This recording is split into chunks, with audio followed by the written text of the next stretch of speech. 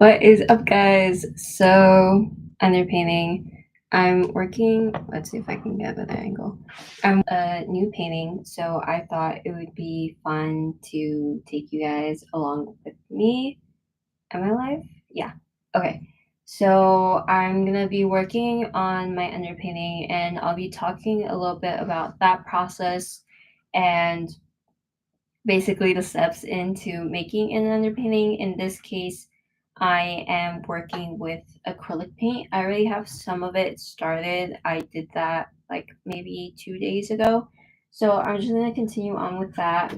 I'm using very basic artist loft, cheap, easy, simple, and it's just burnt umber. So I'm gonna start by pulling some of that out, and if you guys have any questions, let me know.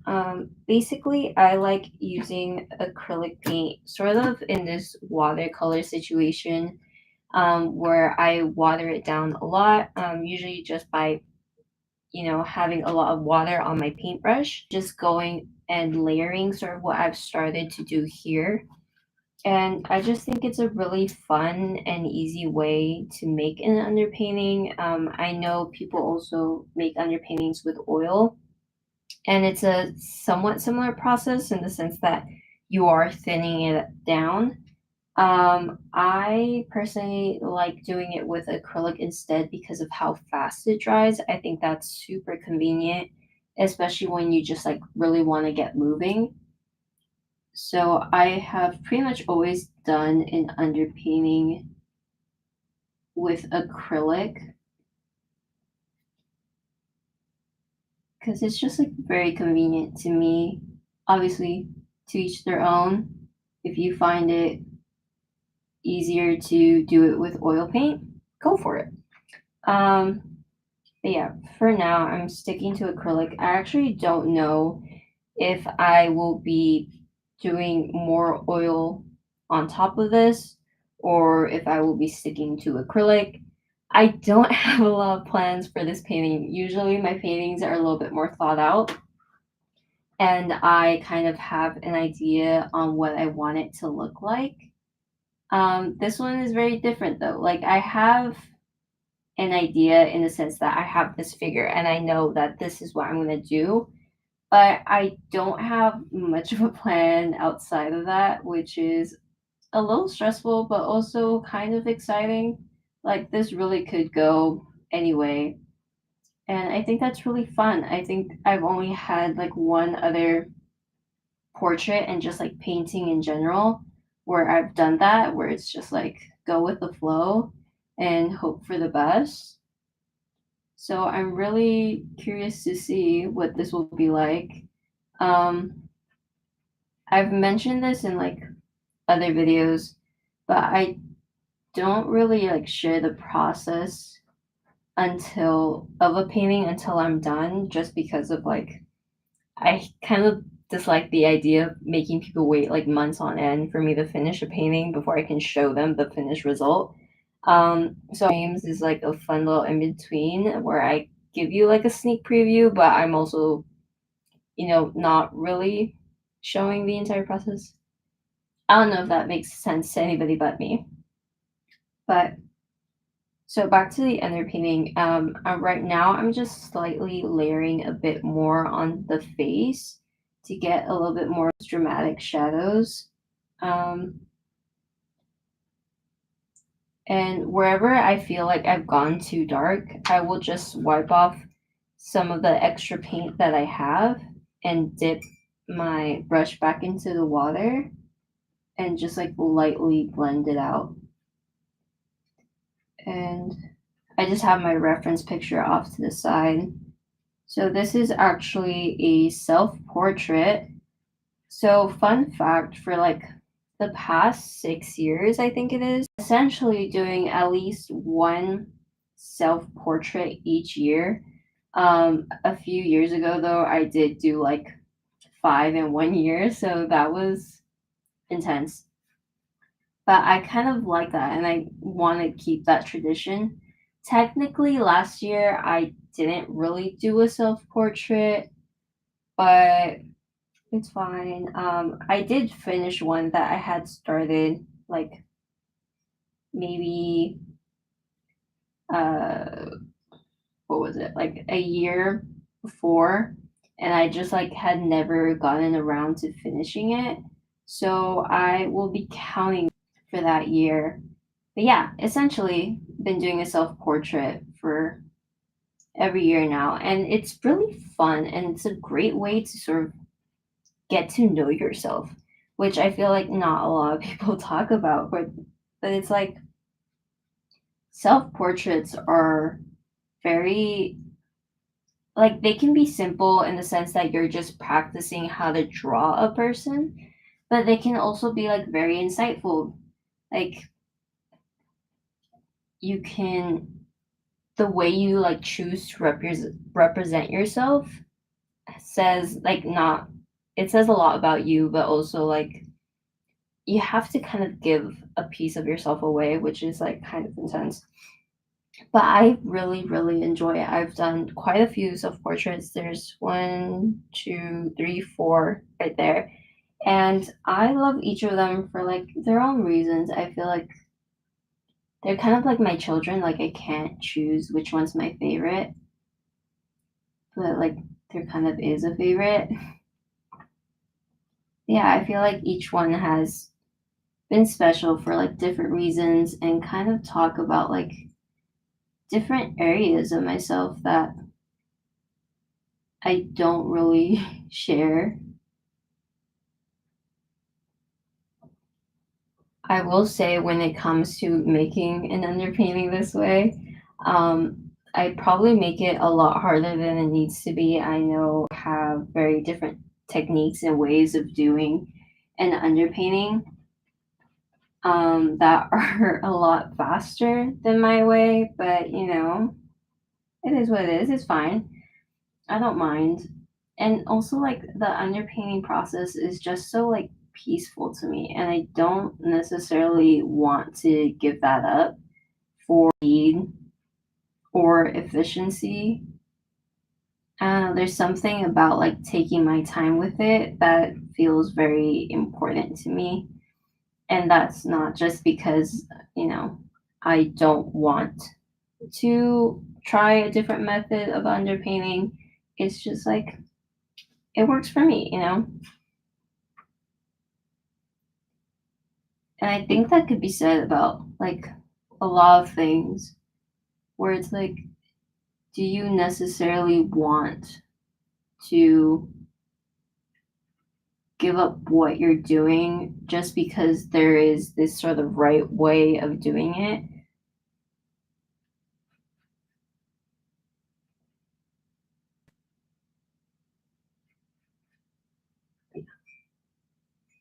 So I think this portrait is a little funny, or not maybe funny, but like a little ironic just because of a short that I posted on here recently where it's like I'm trying to beat the tortured artist allegations, but this portrait feels like the exact opposite.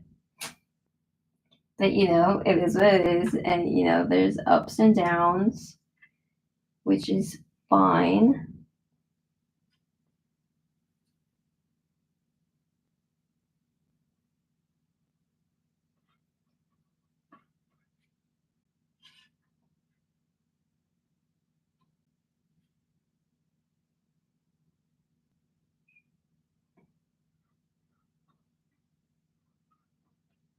And then I will say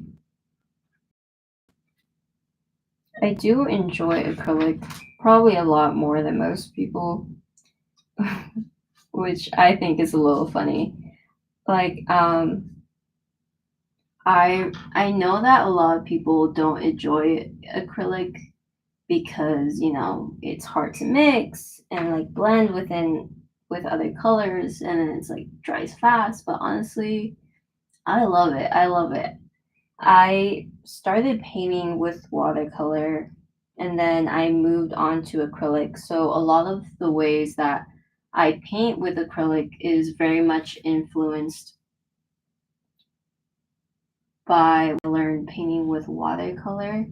So I do this sort of layered, thin layers of acrylic a lot because it's just like what I'm used to at this point. But it also makes it very easy to blend stuff. And I think that's really the great part of acrylic that maybe not a lot of people have explored is just the ability to layer. And there are some really amazing artists. The way that they layer with acrylic and create these like really smooth, almost like airbrush looks to their final piece is absolutely insane. I don't remember their names at the moment, but I believe it's like a Japanese artist, and he it's just incredible the way it like almost feels transparent by the end of it, and it's just so insane. But yeah, that's essentially like a similar process to what I'm doing, which is like very thin layers. So by the end of it, you get this like really like smooth and like blended look without having to actually blend like the way you would with oil. And I totally get that's like not everybody's jam because a lot about what comes with like painting with acrylic and most of all blending with acrylic is just patience, an insane amount because of how slow you have to build up those layers and how thin they have to be to really get that blended look that you might want. So I just I water it down a lot, and right now like if I get too dark, I'll just wipe off some of the paint that I have on my brush and just dip it back into the water. I'm not dipping it into the paint again. I'm just spreading it around with water to create a light change in value because I don't want to jump too far because that's really the goal of like essentially. Thank you.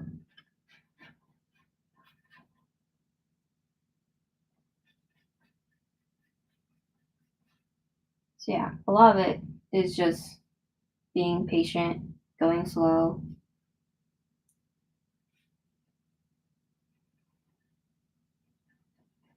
And the underpainting is probably the most, how would I say it? Like, it's definitely, it feels like the most peaceful values. And I really enjoy just doing values. I think that's like kind of fun. And I know like not a lot of people like just doing monotone stuff. Like, they like colors and it's bright and it's fun. And like, totally get that. Maybe it's just because like I'm kind of afraid of color, but I think it's really fun to work in value and like create those really strong levels of contrast. And I think like obviously you can create like strong levels of contrast with color. I just feel like it's a little bit easier to do it when you're working with one color or shade, you know.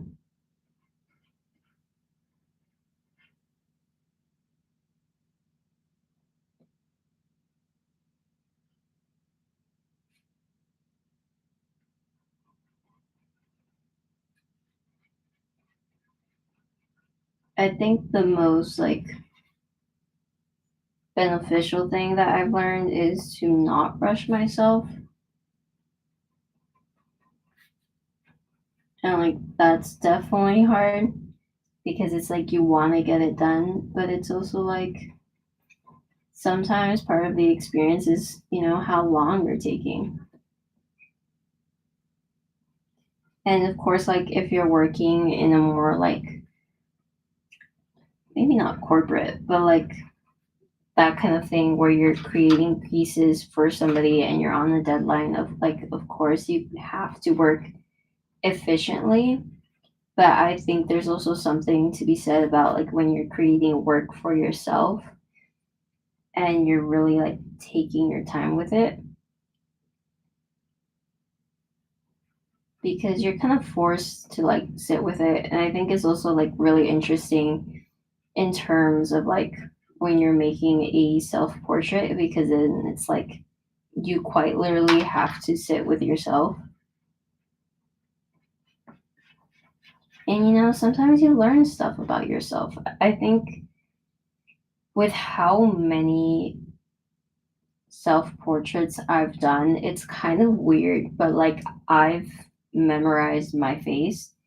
And it's like, well, obviously, like, what your face looks like, but it's like kind of trippy in the sense that, like, oh, I know the way like my nose scrunches, or these little like bits that kind of, like these little bumps that I have underneath like my lip, or the way my nose has like a very subtle bump on the bridge. Like, it's kind of weird how much you learn about yourself when you're quite literally staring at yourself for like 20 hours or more. So I think that's always interesting. And it's like you think you've learned everything about yourself, and then you make a self portrait, and then it's like there was a little bit more to learn. So I think that's always really fun. It's kind of underrated. I feel like more people should make self portraits. Like, they're just fun ways to like not only like practice drawing people, but also just like what do you like learn about yourself at the end of it? There have been like a lot of artists who do self portraits. Like, of course, there's Van Gogh. He had like more than 30 portraits done in his entire life, just a bunch of self portraits. And like, he did them because obviously he needed a model to learn how to draw people, but he couldn't afford one. You can do draw yourself. And there is that. But then there's also like other people who will paint portraits of themselves to kind of explore something or say something about themselves. Like, I'm thinking of Artemisia Gentileschi's self portrait, and her also not technically a self portrait, but her insert of herself within Judith beheading Holofernes, which I think is a really fun, well, maybe not fun, but a super interesting portrait to look at. But yeah, I think portraits, they're kind of underrated, and I know a lot of people do them, but self portraits, I think they have a lot to say. And I think a lot of like people now in a ton of self portraits, which I want to see more. Do you guys have a favorite self portrait? I think that's also really fun.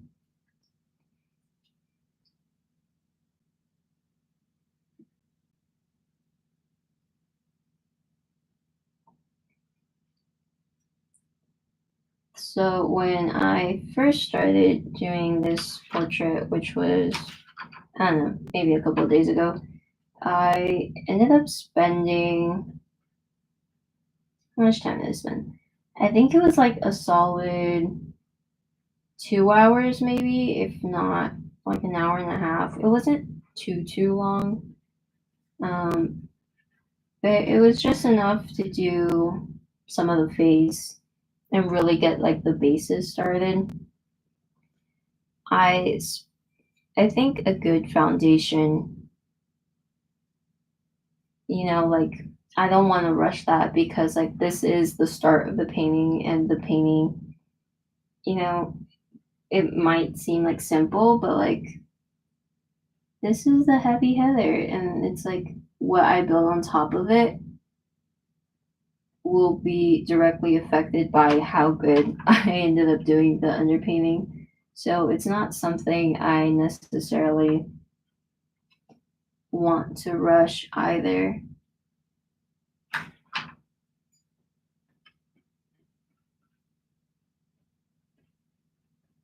It's sort of like when people do makeup, and if your base is off, then everything else is kind of off too.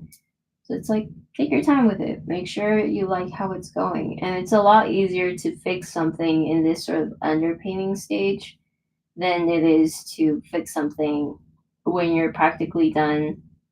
You know, you don't want to like paint over everything.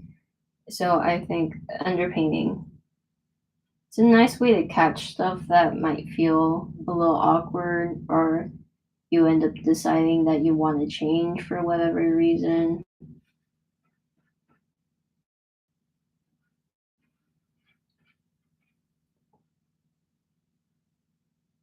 Usually, I won't do too many changes in the painting. I think once I have like the underpainting done, it's pretty much like locked in.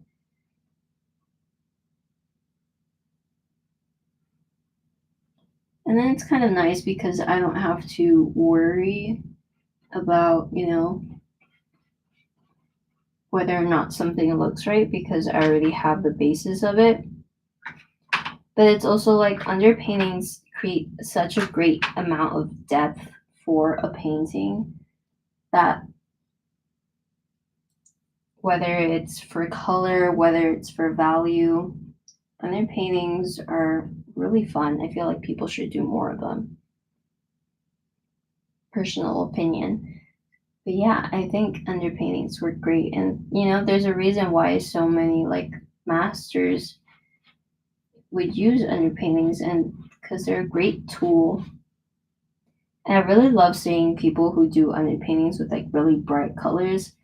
I think that's fun, and how those colors end up peeking through afterwards is really beautiful.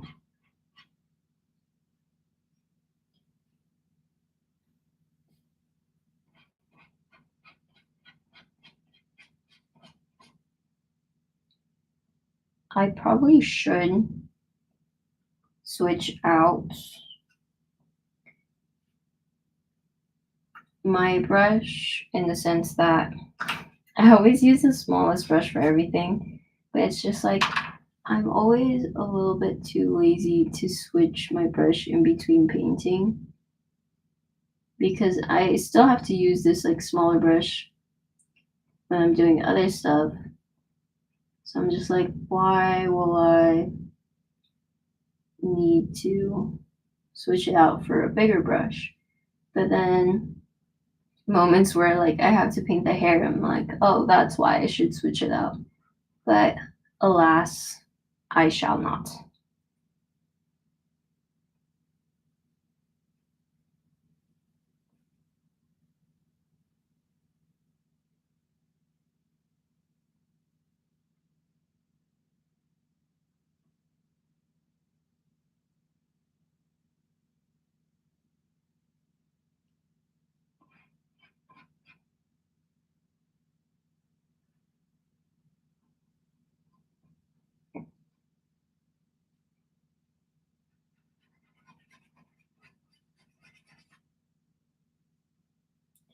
So I'm trying for a more intense shadow.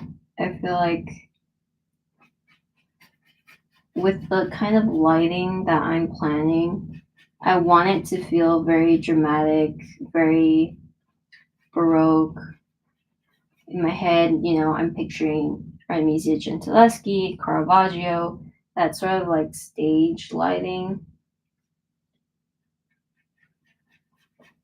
where it's like the subject kind of exists in this dark void with like a spotlight on them. I love that kind of lighting, the sharp contrast. I've done it a few times in my paintings, but it's definitely something I want to do more of.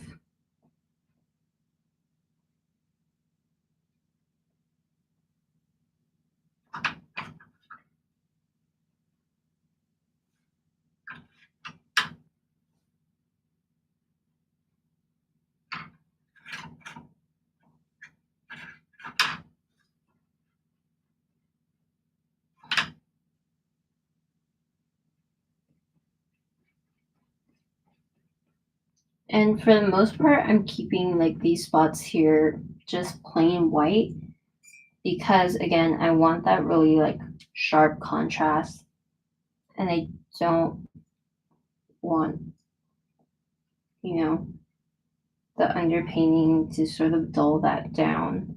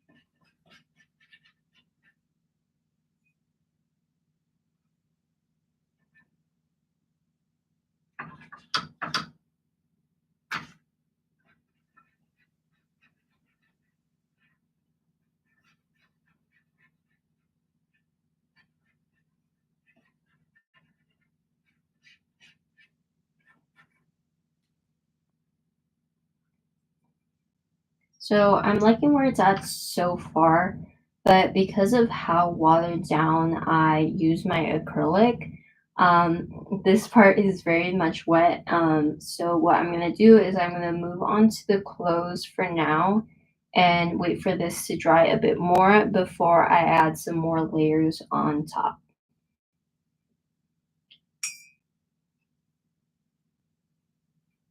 So I'm gonna start out just by marking off all the darkest spots. And in this case, I'm not gonna worry too much on, like making it very thin layers like I did for the face. I'm just gonna start off with like very strong shadows and work my way out.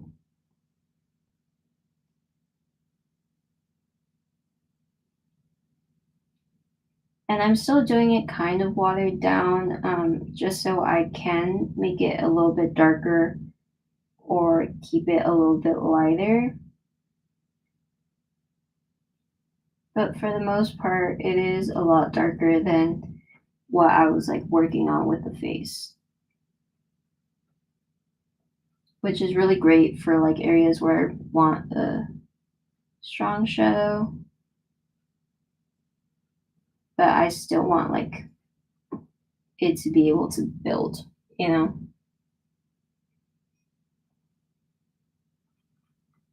And just having it watered down means I can like very quickly just mark areas off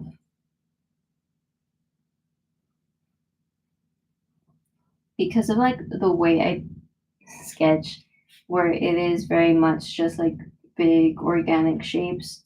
I do kind of like, you can't really tell what is supposed to be in shadow and what isn't. So this is also just very helpful for me because if I didn't do this sort of underpainting stage, like regardless of, creating more depth, um, it's just extremely helpful to know what's supposed to be what in the sense that, oh, like this is supposed to be in the shadow, this is supposed to be lighter, because all these shapes do get kind of confusing after a while. That being said, I will continue to keep doing it, to each their own, and I just think this sort of paint by numbers situation has just worked out well for me.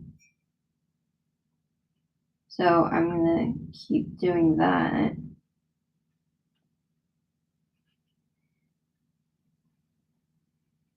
And if I add a bit too much water to my paintbrush, I'm not really worried about it. If I want it darker, I can just layer some more paint on top. I try not to like stress out too much on getting everything like insanely precise when it comes to the inner painting because that's something that I can tackle, you know, while I'm doing the actual painting. And this is more of just like a foundation to get me started. And it also gets rid of some of that, stress that comes with painting. where you're starting with an extremely white canvas and you kind of have like this stress on like, okay, everything has to be perfect. Because once you have some color down and everything, it's a little less daunting. At least that's what I feel like.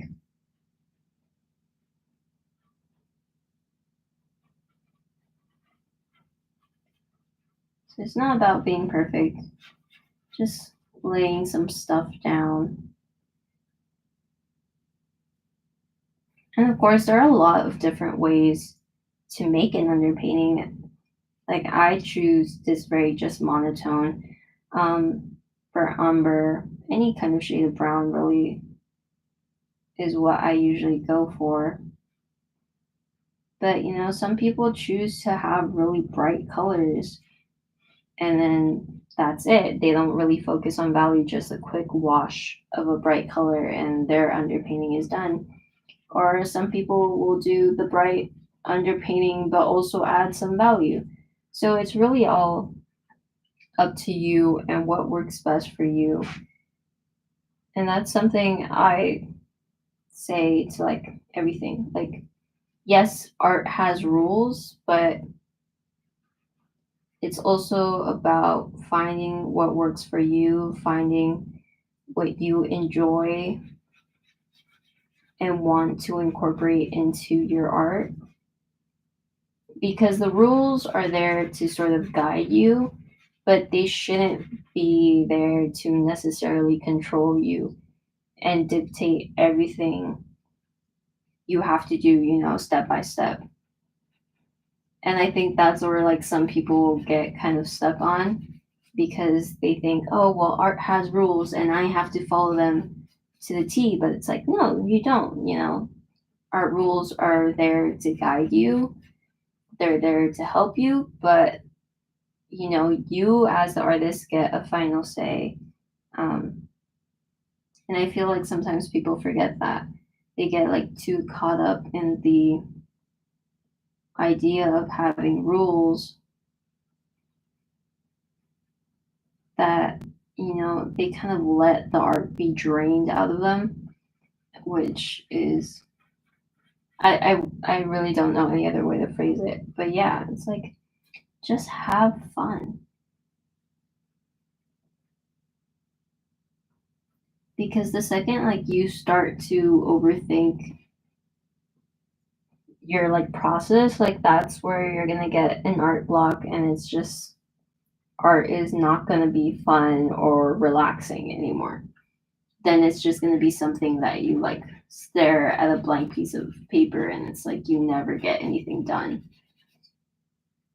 And that's like the hard part of being an artist, where it's like experiencing that art block and it's like, okay, well, what do I do next? And in that case, I just always try to do something a little bit different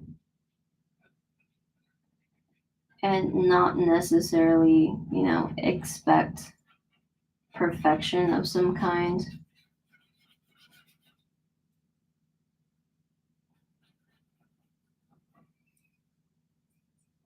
So I've started laying down some value. It's a little messy, but it's fine. Um, I have a lot of midtones, so right now I'm going to focus on adding some more dark shadows. So in this case, I'm not, filling up my paintbrush with a lot of water.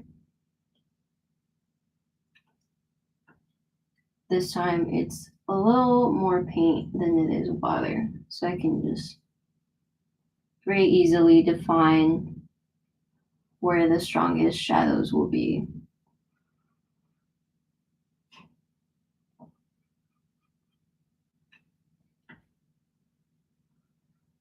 And once you define like how dark your shadows will be, finding and defining the values of everything else afterwards becomes a lot easier because you kind of want to guide yourself with how dark a value is first rather than how light something should be because it's all relative. Because if I have something like this where it's really dark, this is obviously going to seem really light. But if I'm using pure white as like my lightest value, then something like this is going to seem dark. So that's why it's just generally recommended to start with the darkest value first and then like work your way up to lighter and lighter. Now, I clearly don't always do that. Um, Usually, I'll work from light to dark and then sort of adjust accordingly if I feel like my lights are a bit too light or like my darks aren't dark enough. And that's something I always like try to keep in mind, especially because of like stuff that I learned from my professors, where it's like you might have like a really nice painting, but from far away it just doesn't look good. And a lot of times that's because of value. Like if you don't have a nice amount of contrast, like it's just not going to read well and it's going to feel a little muddy, a little blurry, and it's not really going to stand out. And that's important because the eye, like your eye is automatically like drawn to the highest value of contrast. So that would be something like this where you get a really dark color and then a really light color.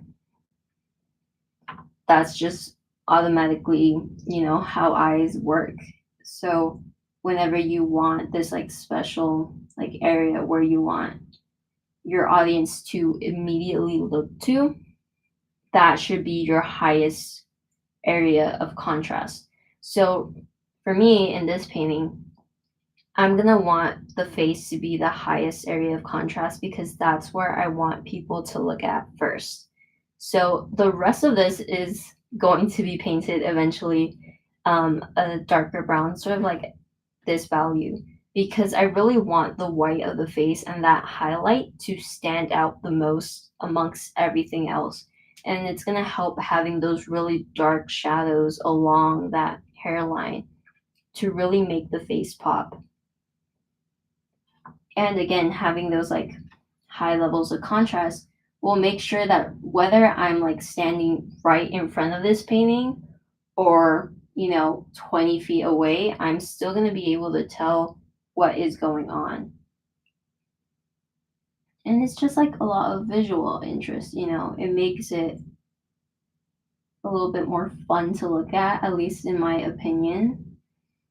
um, and there's like a level of drama that comes with it when you have something that's a contrast, like when you think of the Baroque, which is like Caravaggio, Gentileschi, um, that sort of era. You have very like dramatic lighting and it almost feels like the paintings are sort of these snapshots that are occurring in like a theater or some kind of stage because of the way they did lighting, where it's really strong shadows and the only thing you can really see is the actual person that they've painted, and not so much like there is Judith Bethany Holofernes, whether you choose Caravaggio's version or Gentileschi's. They both have that great example of contrast compared to like something that's a little bit softer, like the Rococo, which is the French era where it's very like soft pastels and it's like light pinks and greens and it is very cute and very like soft. But again, it's a very different look and it doesn't have, that level of drama that I really enjoy in Baroque. Um, so I think that's something to always think about. And it's like, what do you like? And what do you want to incorporate? Like before learning about art history in general, my art was kind of limited to what I had consumed, which was a lot of like cartoons and comic books. And that's not to say that they were bad because I love my comic books. I love the cartoons.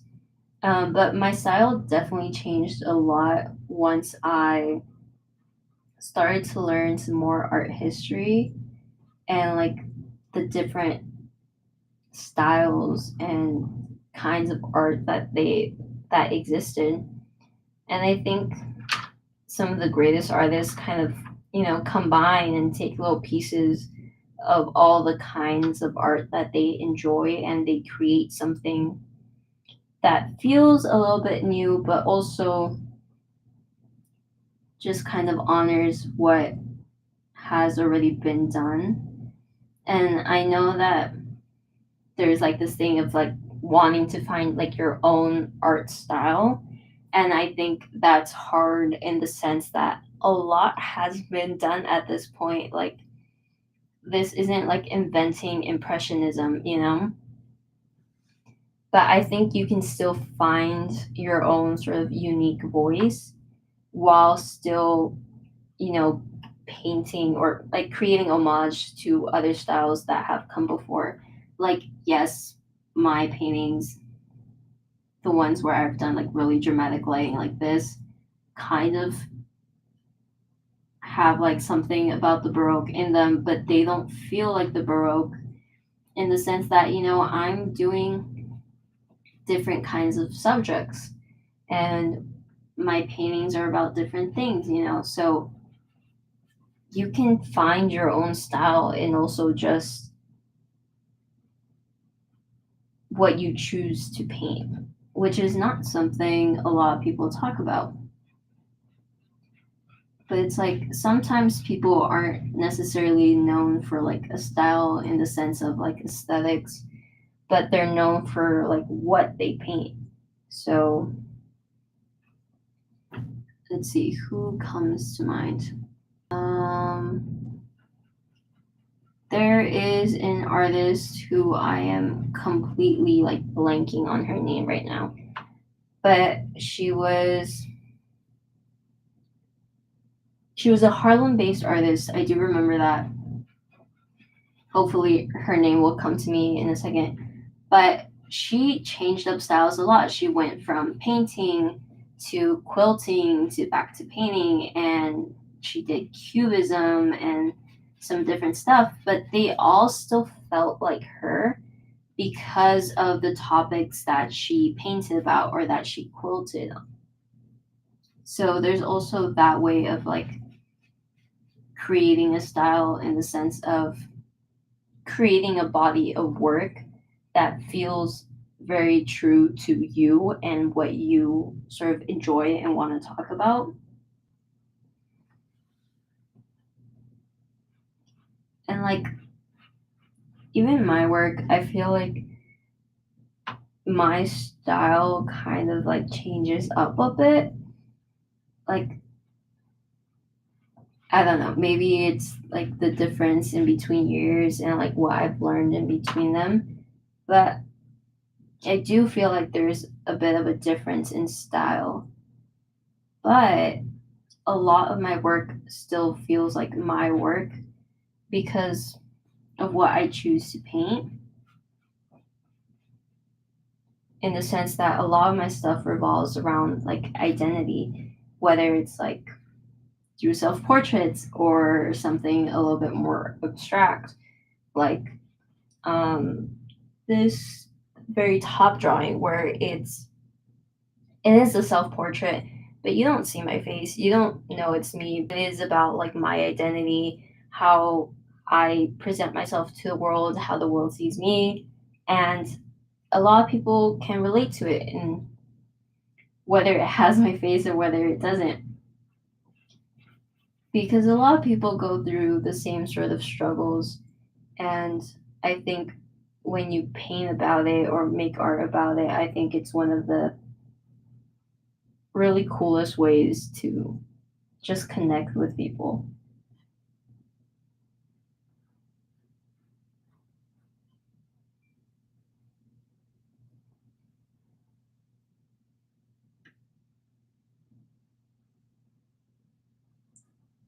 I will say working with layers with acrylic is very fun in the sense that like I started painting with watercolors, so I really enjoy working in these sort of watered down layers. I know that's not for everyone, and that is a very, I think, intense process because it is kind of slow. Um,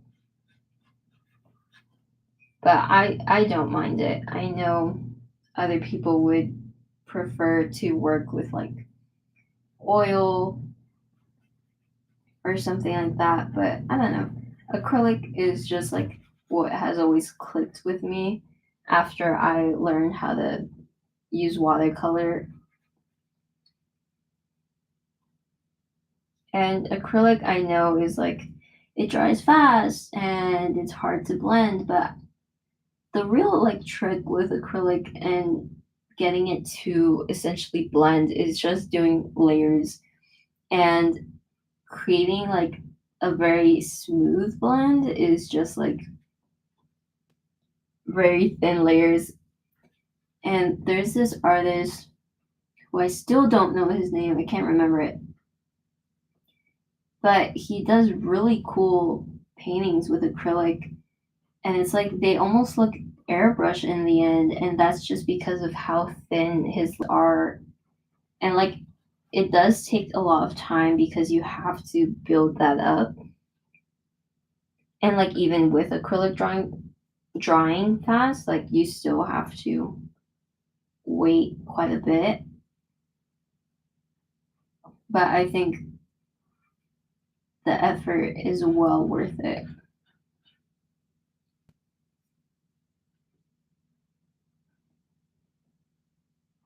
So in areas where I go a bit heavy with the paint that I don't really want that heavy and I want blended out a little bit more, I'll just sort of wipe my paintbrush on like a napkin or some kind of towel, and then I'll dip my paintbrush into some water. I won't dip it into the paint, and I'll just blend it out a little bit so it's not that harsh of an edge.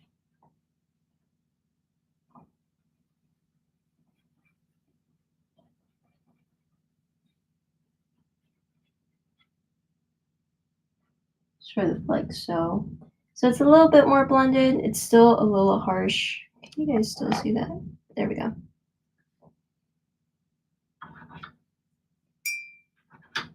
So I think I'm gonna let this bit dry. Now I'm gonna move on to this side. I'll still come back to it though. I do want this to be darker. For the most part, the values on the face are pretty close to where I want it. But there are still some spots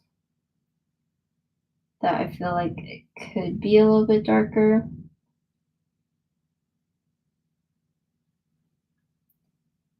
But I don't really want to do those yet until I do the hair. And I think that's going to be the best plan. Just because of how dark I have the hair will guide me to how light I'll keep the face. Because with colors and with value, everything is very like relative.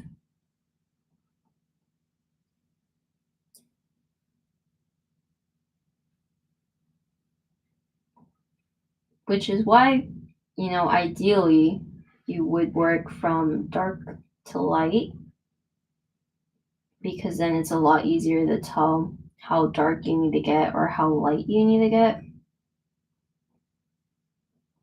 But I always forget that. I don't really do it. So do as I say, not as I do. But I think you can work light to dark. It just kind of requires you to maybe adjust a bit afterwards, which is like the only annoying part.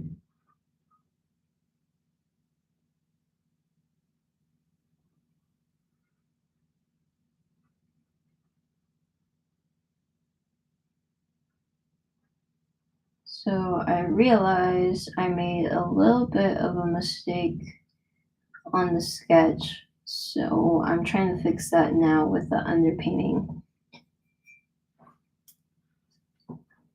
Trick time.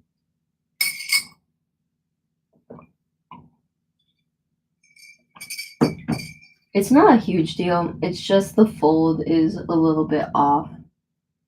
And I would rather it not be.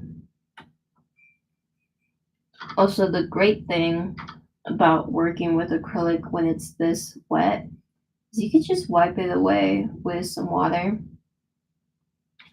and boom, it's fine.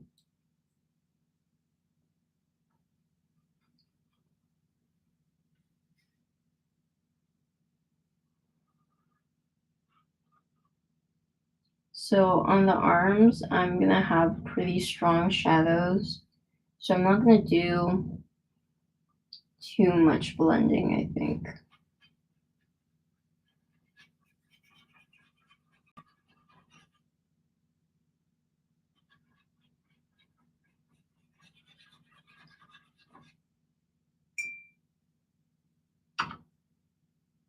I am blending it a little bit where it's like closer to the edge, just so there's a little transition because of the type of fold. It's not like a sharp fold like this one here.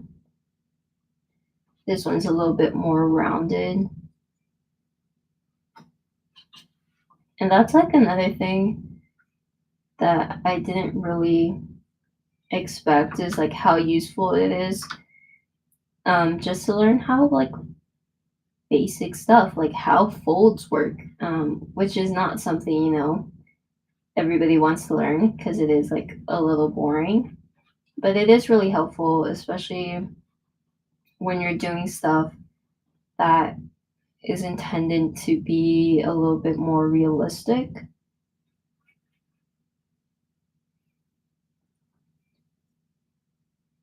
Like if it's stylized, well, ideally, like it's also great to learn even if you do more stylized stuff that doesn't feel like super realistic, because even like stylized stuff has to kind of make sense proportionally,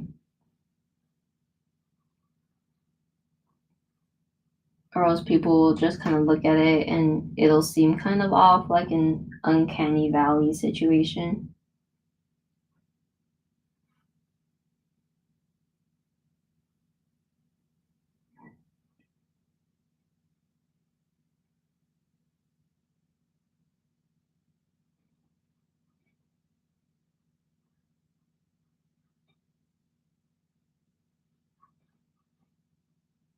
And I have a lot of folds going on.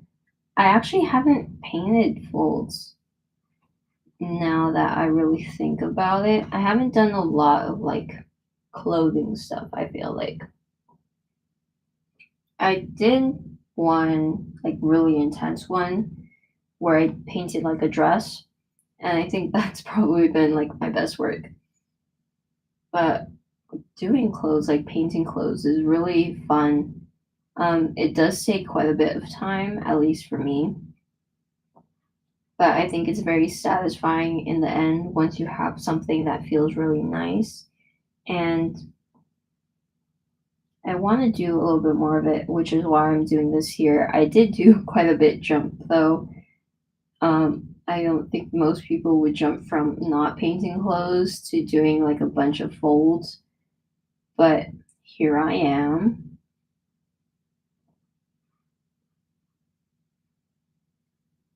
But it will make for a more interesting looking painting in the end.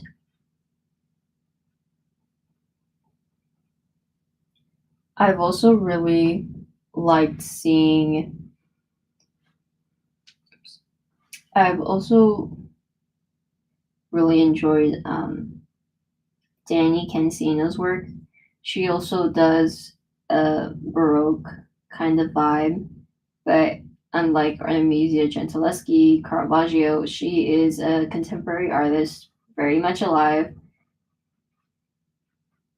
So seeing her work is really fun, and how she like changes up the Baroque, because while it is very much still in that Baroque style of very dramatic lighting and intense shadows, her subject matter is different in the sense the people of her community, and they're not people that necessarily would have been painted at the time of the era of the Baroque, which I think is also interesting because when you like think of the Baroque, it's just like a bunch of white guys and maybe white women. So her like change, well, it's like I'm taking this. We're running out of battery. I'm taking this, style, and instead of painting a bunch of white people, I'm painting the people in my community. And I think that's really interesting and fun to see. And that's also like another thing. Maybe you don't have like a unique style in the sense of aesthetics, but you do have a unique subject matter. So that's also just as interesting to see. So I made that a little bit dark, but again, wiping off my paintbrush, adding a bit of water,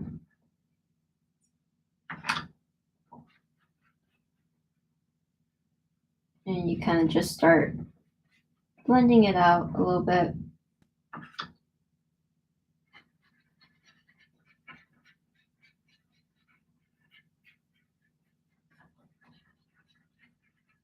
And because of how wet it is, it's still very much movable. Acrylic dries fast, but it's also like it dries because of evaporation. So the more water you have on it, the longer it's going to take for it to dry. And even if it does dry, like when you're working in very thin layers of acrylic, like I am, even after it's dried, you can still kind of wash away some of that acrylic just with some water on your paintbrush. And you just kind of like essentially like rub it off of the canvas. So that's also another convenient thing with working this thin.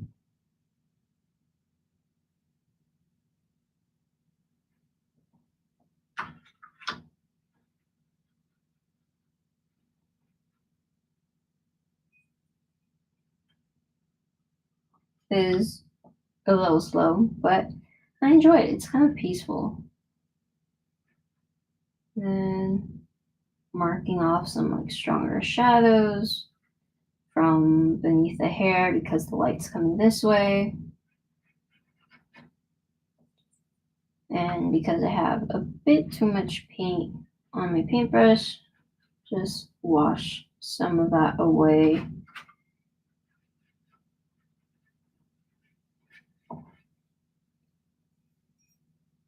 I do need to sharpen this up, the shadows, make those darker, because right now you can't really tell where the folds are.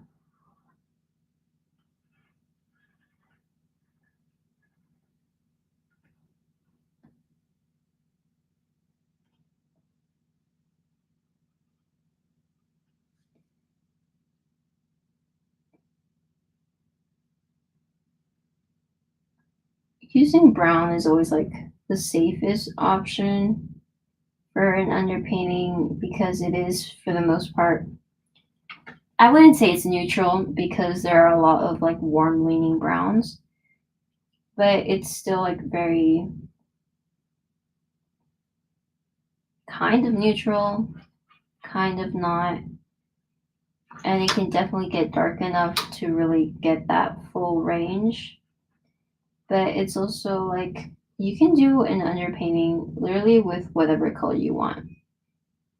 Like sky's the limit. Like you can do hot pink, you can do blue, you can do green. sometimes it just depends on the like final look that you want. If you want something that feels very like saturated, you can do a very like warm color, like a really bright orange, or even a hot pink. There's an artist. I don't know how to pronounce her name. I think it's Alai Ganuza, something like that. But she does really like intense, like intensely saturated, very bright colors. But she does painting.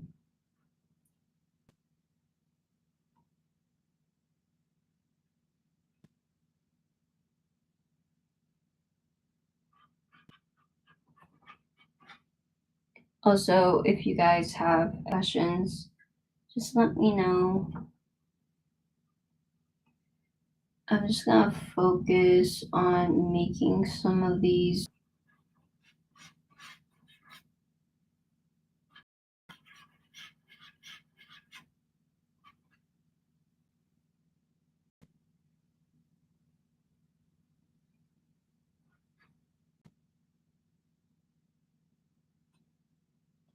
I try not to go over areas that I have recently done because of how like wet these layers are.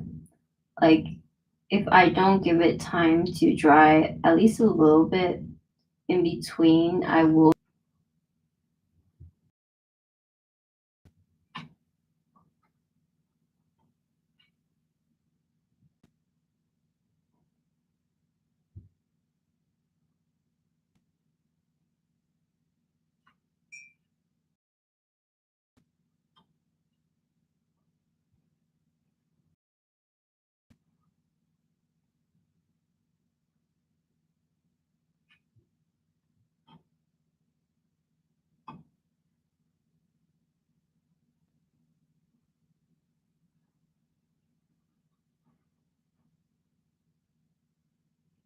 So if I don't, so now I have a much cleaner line that I can work with.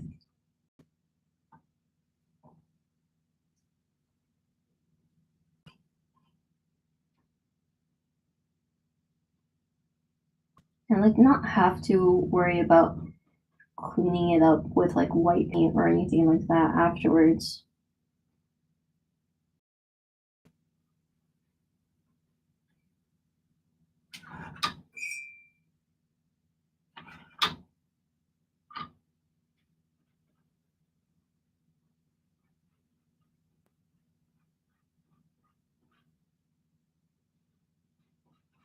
Really on reference pictures, which I totally get, like being able to create something just out of the imagination of your mind is very free, gives you a lot more opportunity to create what you create without having to depend on like finding, the perfect reference picture. But I also think, if you do need a reference picture, it's not the end of the world. Really quickly do a wash on the hair. This time I will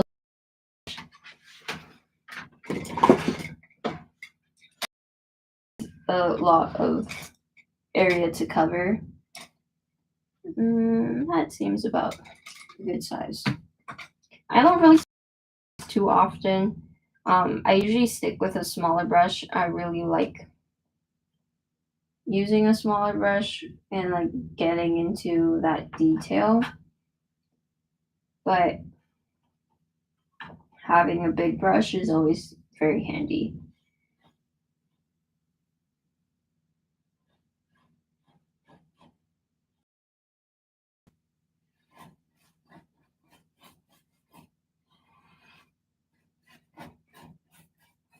So it's a bit light, but I'm not worried about that right now. And if it's light, I can always build on top of it, make it a little bit darker.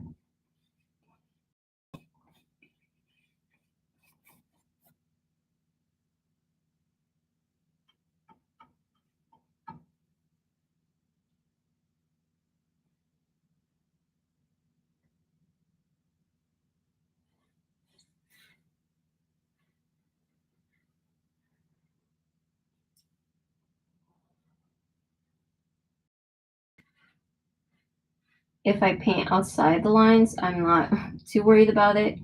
The only thing I'm trying to do on this side though is avoiding the glasses because I do want to keep those lighter than the rest of the hair so it can really pop afterwards. And like when I'm painting, I could just do white on top, but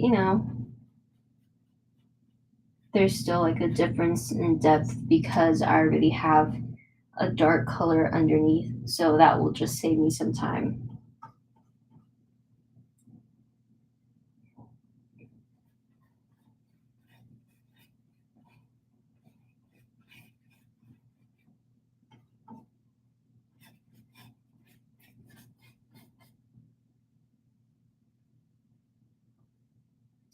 So I definitely need to go darker, but already like having this sort of mid-tone next to the face, it's like changing up the values a bit more, and I'm starting to see what's popping and what isn't. So I already know like here, like this is way too close of a value. Definitely, either way, I'm gonna get this darker. But I'm starting to see everything a little bit more accurately because now I'm comparing it to other values.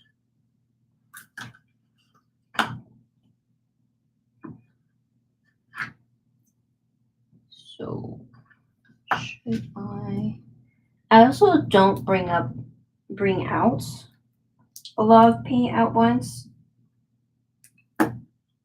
mainly because I am watering a lot of it down. So a little goes a long way.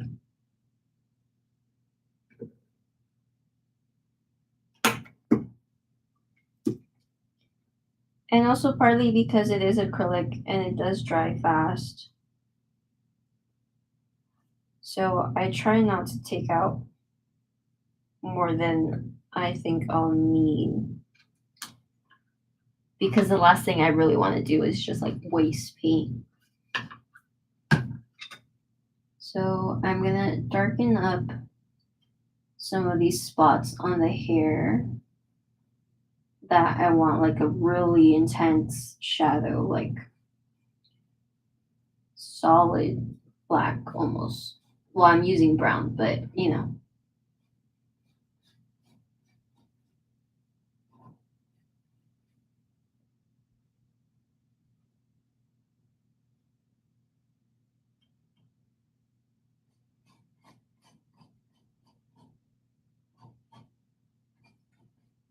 And curly hair, I actually haven't painted curly hair a lot, but it became a lot less daunting when I realized it's just shapes rather than like trying to imagine it as individual strands because I think that's like way too hard and like unnecessarily complicated. And I think that goes even with like straight hair, like just blocking hair into shapes and like simplifying it into just like maybe a highlight here and there makes it feel a little bit more realistic than just individual strands.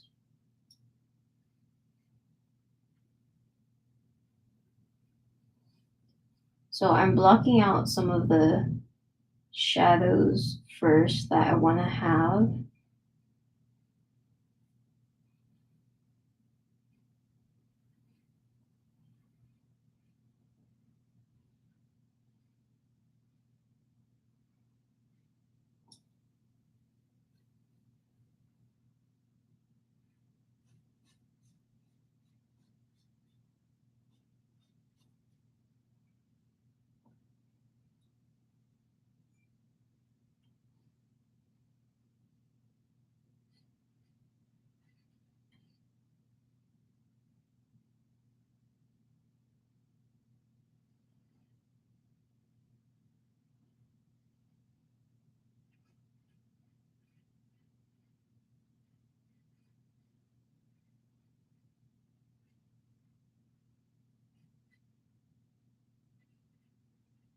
So that's already like, a little better. Like this part of the face is starting to pop a lot more because I have a darker value next to it.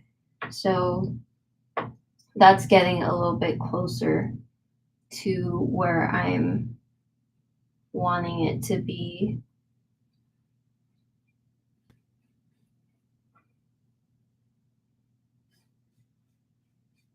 And this is all kind of like a long process.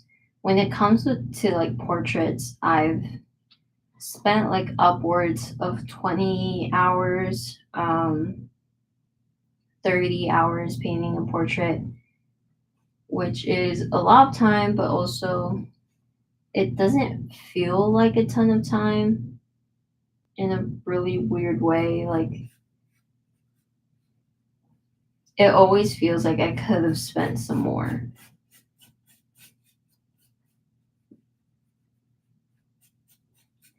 So just really quickly, I'm using whatever little bit of paint I had left and just adding a little bit more of a shadow here right beneath where the hair is, because that is going to create a bit of a shadow, taking into account that the light's coming this way. The hair is going to create a tiny bit of shadow right there on the shoulder, sort of like how it's doing right here.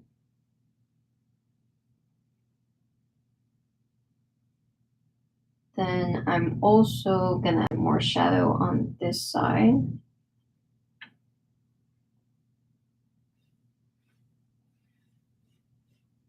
Because I do want it to be, again, like a little more intense, kind of having that Baroque lighting that I like to call sort of like the spotlight situation.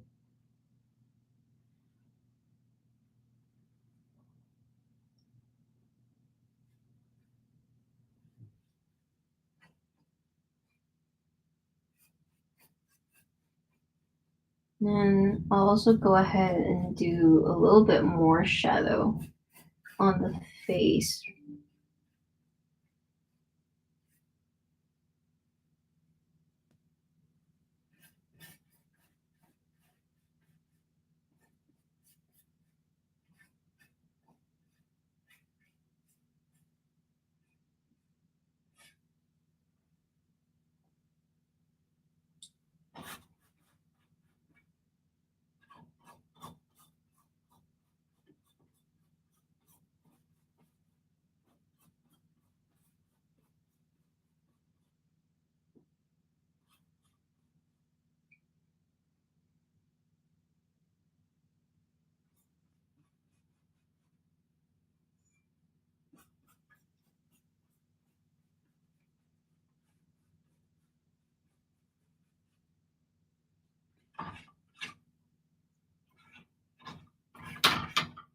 And like before, wherever I feel like I maybe added paint where I don't want it to be, I just wipe it off.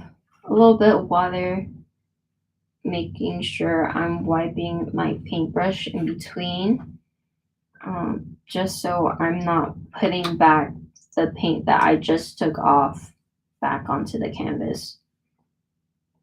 So now I have a little bit more of a highlight.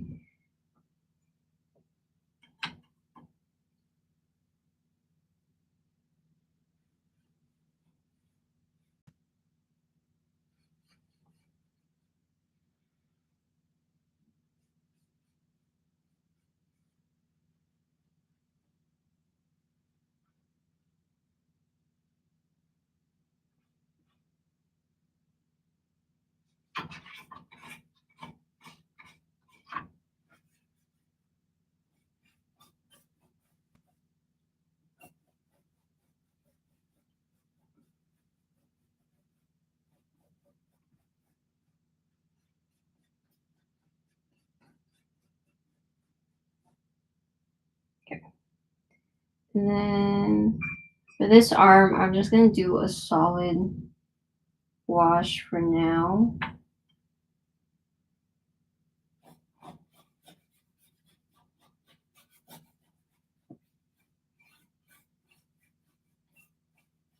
Because I know this arm is going to be a lot darker than on this side because this arm isn't getting a lot of the light that this side would be getting.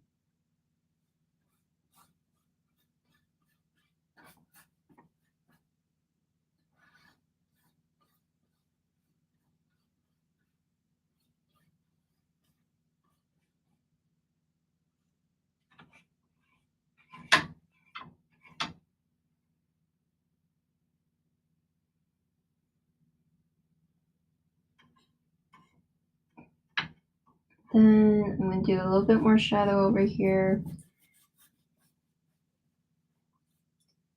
Again, I want this to feel very like three-dimensional, very dramatic. So I want some more sharp shadows.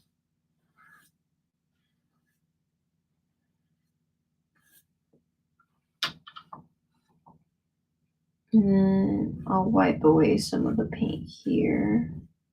So it's a little bit lighter. Not too much because I still want this shirt to be darker than the highlights of the face. So that way I know that the first thing people will be drawn to is the face because of the high contrast between the white part of the face, the highlight, to the darkness of the hair. And that's where I really want it to like jump, you know? And that is something I learned in a figure drawing class, but also a composition class. And, and that was also really helpful in a way that I didn't expect. For some reason, not a lot of people took the composition class, but like it was insanely helpful. And I feel like composition is one of those things that people don't really talk about, but it can change the vibe of your painting completely. So I think composition is definitely something important to consider when you're making a painting, a drawing, whatever it is.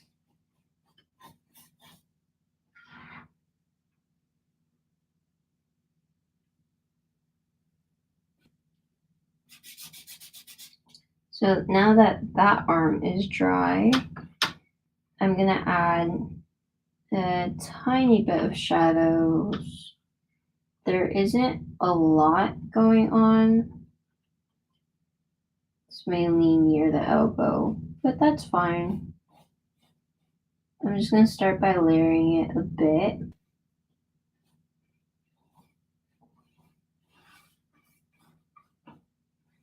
And keeping this middle part free from this shadow that I'm adding right now to give that a little bit more dimension. Because yes, even though this entire arm is in shadow, you know, an arm is very much a rounded object.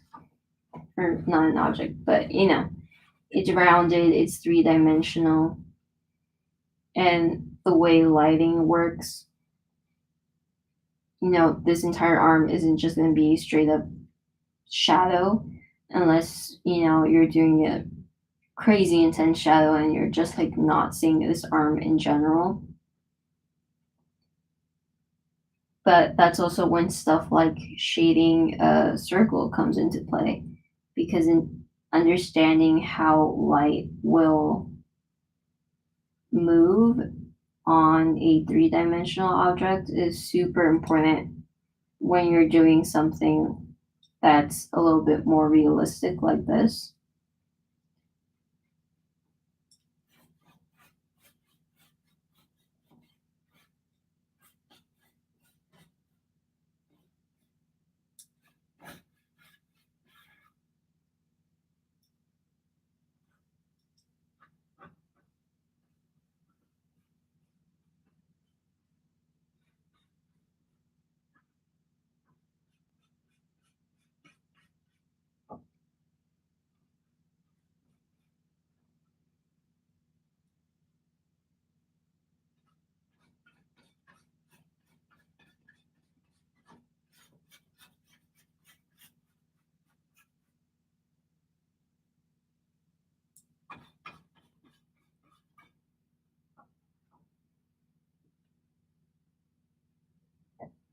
This side isn't too bad, but I do want to do a little bit more of a gradient because right now I just have like dark shadows and then highlights and not a lot of in between. And like that's the thing about value. It is like, yes, you want to have high contrast so it's like readable, whether you're like right in front of a painting or you're standing like 20 feet away. But you also don't, but you also want a little bit of variety, you know, not just straight up light and dark, unless that's like the look that you're going for, which is great. I'm all for that. But in my case, I do want a little bit of a gradient so it doesn't feel like this huge jump that happens out of nowhere. So I'm going to add just a tiny bit of shadows and blend that out right where the darkest parts are.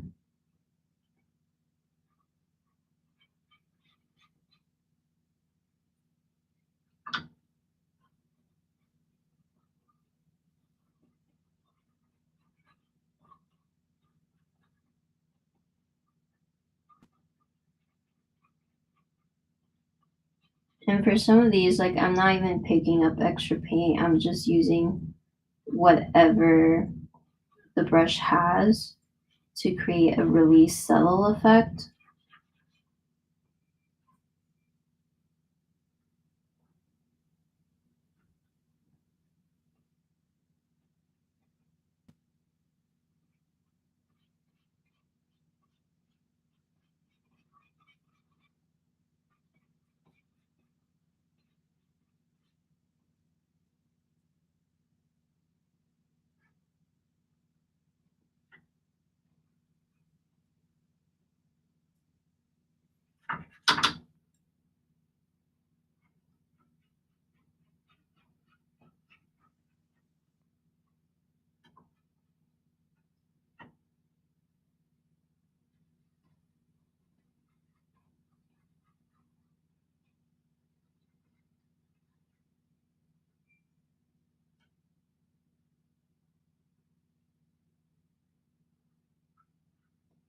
And I'm gonna go back in and just make some of this a little bit darker. Mainly like this inside bit right here.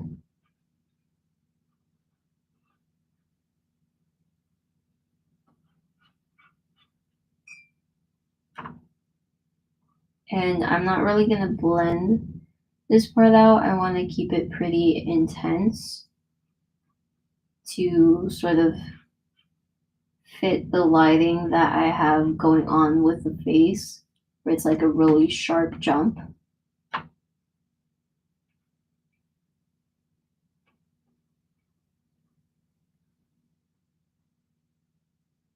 And that's just like making sure that the lighting that you choose, you keep in mind for the rest of the painting and not just like one little part of it and then the rest of the painting has a different light source going on, because then that just won't really make as much sense.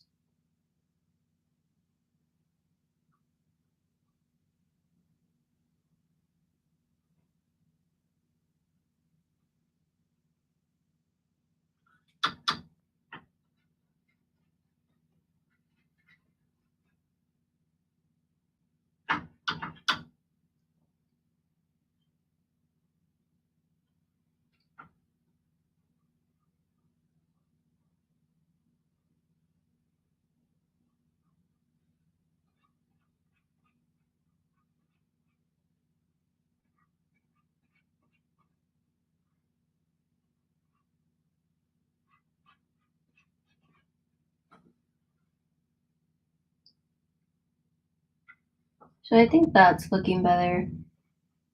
The stronger shadow really helped.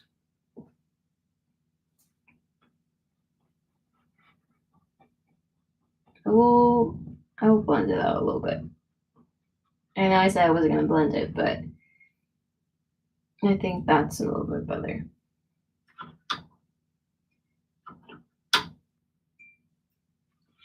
So I think I will be calling it quits there for today. But I feel like that was a nice enough amount of work for today, like just getting pretty much most of the shirt done.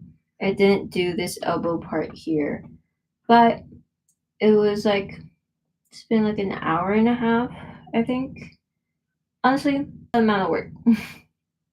I don't know. I have like this thing where it's like if I paint, like I'm either painting like 5 hours straight or like it's like every 30 minutes I get up and like I check my phone.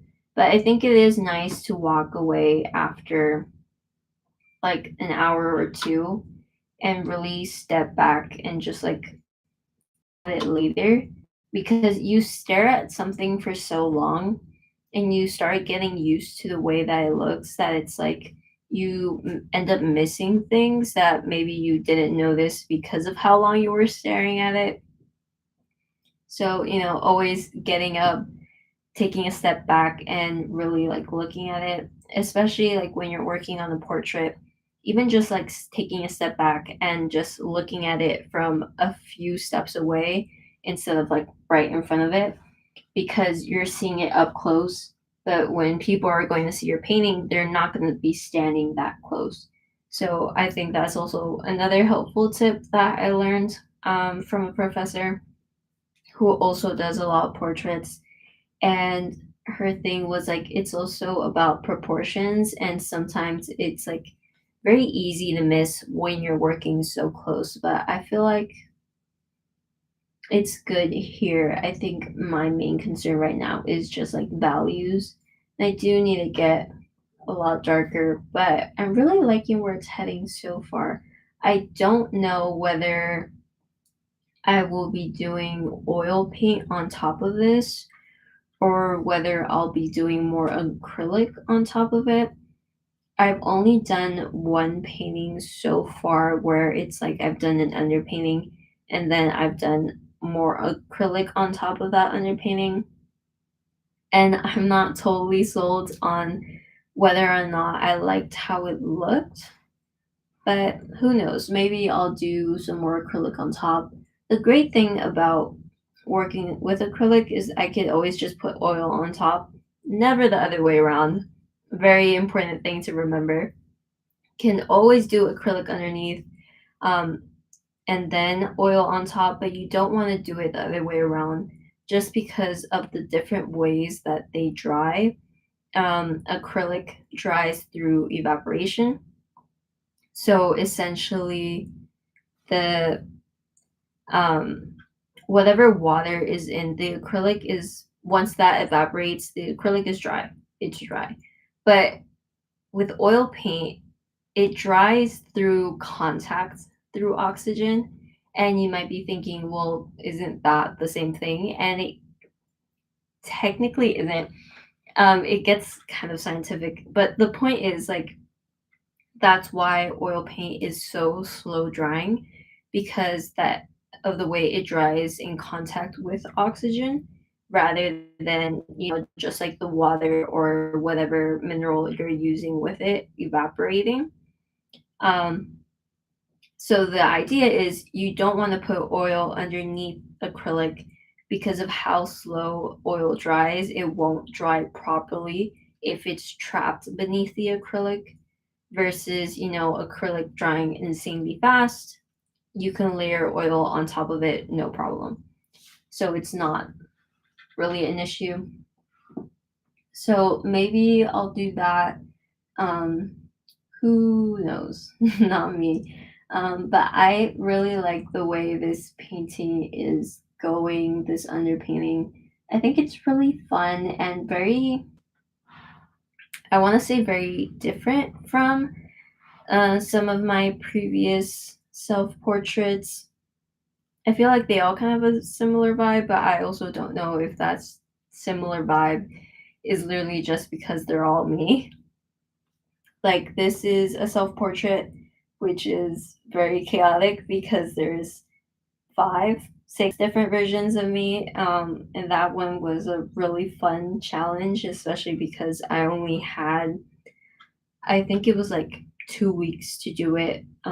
So that one is very interesting. But yeah, I think I will call it there for today. Thank you guys so much for watching and joining me. And if you guys ever have questions, feel free to let me know. I feel like I know what it's like to, not necessarily know certain things about art because, when I started making art and being an artist, everything I learned was very much self taught or like through YouTube or whatever I could find.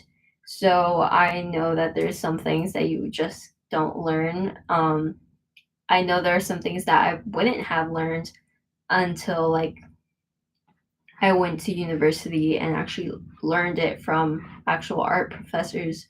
So if I can ever help in any way, more than happy to. I think it's really fun being able to share art with people and like just talking about even like besides like techniques, but like history and stuff like that. It's all really fun to me. Um, so yeah, I'm gonna end it here. Bye guys. Thank you so much for watching.